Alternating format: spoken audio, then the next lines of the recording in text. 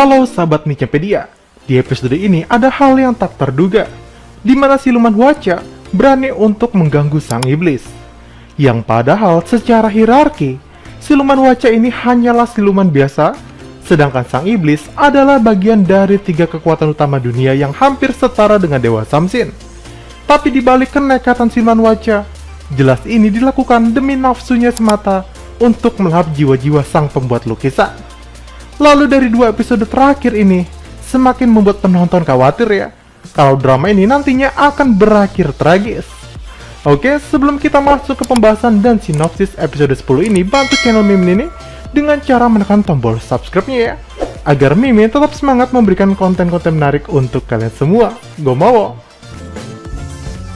Usai mengatakan kalau iblis berada di dalam tubuh Haram, Pangeran Ju yang pergi begitu saja.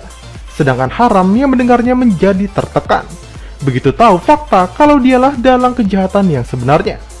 Sedangkan di sisi lain, usai ditemui raja, Chungi menjadi ragu untuk melukis lagi.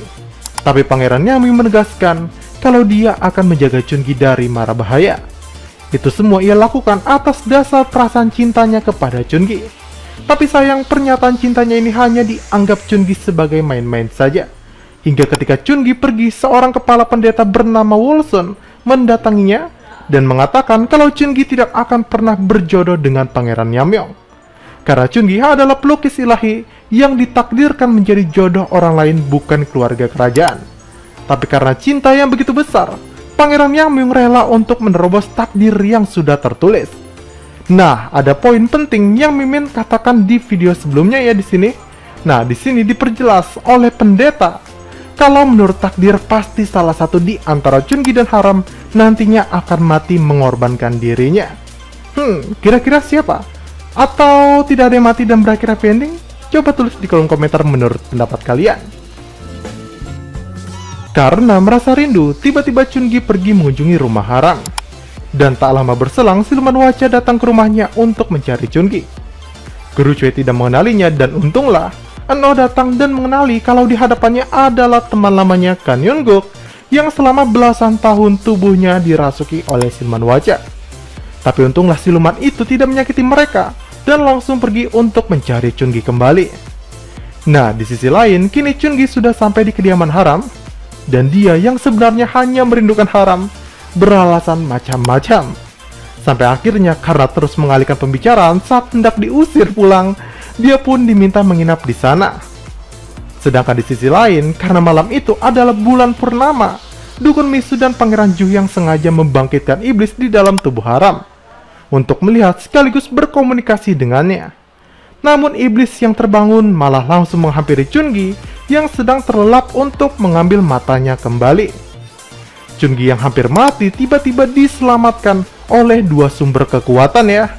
Nah, kekuatan pertama adalah cincin ayah Haram yang dipakainya, yang sepertinya berisi kekuatan milik Samsin. Lalu yang kedua adalah siluman Hwacha, yang menolong Chungi atas dasar dirinya tak mau pelukis ilahi targetnya mati begitu saja, dan gagal memberikan jiwanya kepadanya. Bahkan siluman Hwacha yang kesal ini langsung menyerang Dukun Misu, yang dinilainya penyebab bangkitnya iblis di tubuh Haram. Usai didatangi oleh Hwacha, Guru Cui yang penasaran menguping pembicaraan Chungi dan teman-temannya.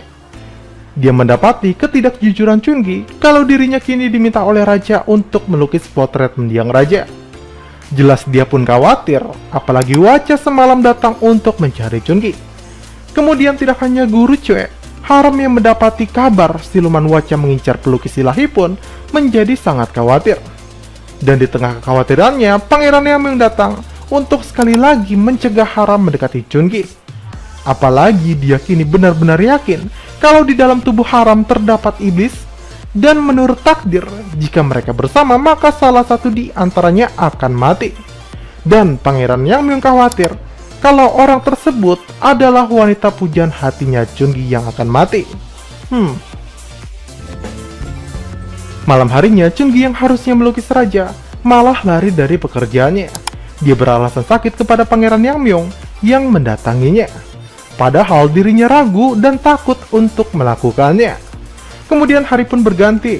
Chungi lekas pergi sesuai janjinya kepada Haram untuk melukis potret seseorang dengan bayaran mahal di Sungai Murung. Dan setibanya di sana ternyata Haram berbohong, karena ternyata yang akan dilukisnya adalah Haram itu sendiri.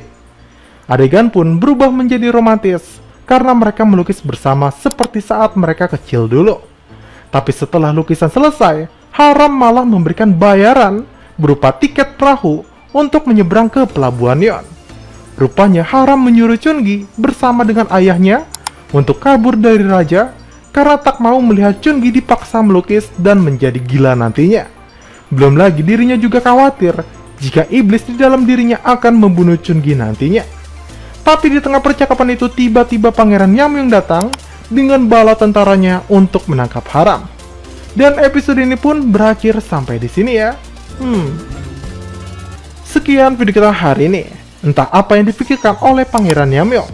Dia begitu yakin akan bisa menyelamatkan Chungi nantinya. Mungkin dia hanya tahu rumor kalau pelukis itu akan gila tanpa tahu penyebabnya adalah siluman wajah yang sulit dilawan oleh manusia bahkan bala tentaranya. Itulah sebabnya pada preview, sepertinya Haram kembali menegaskan kepada Pangeran Yamyung kalau tindakannya berbahaya karena akan menyakiti Chungi, dan bisa jadi juga Haram juga akan mengatakan penyebabnya dari siluman wajah. Dan sesuai dugaan Mimin di prolog video sebelumnya, kalau Chungi akan membuat lukisan raja bukan karena menuruti perintah dari raja, melainkan karena dia ingin mengeluarkan iblis di dalam tubuh Haram.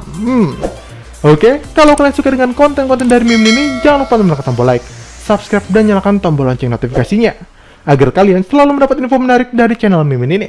Saya Mimin Chandra Montomit, see you sahabat Mincepedia.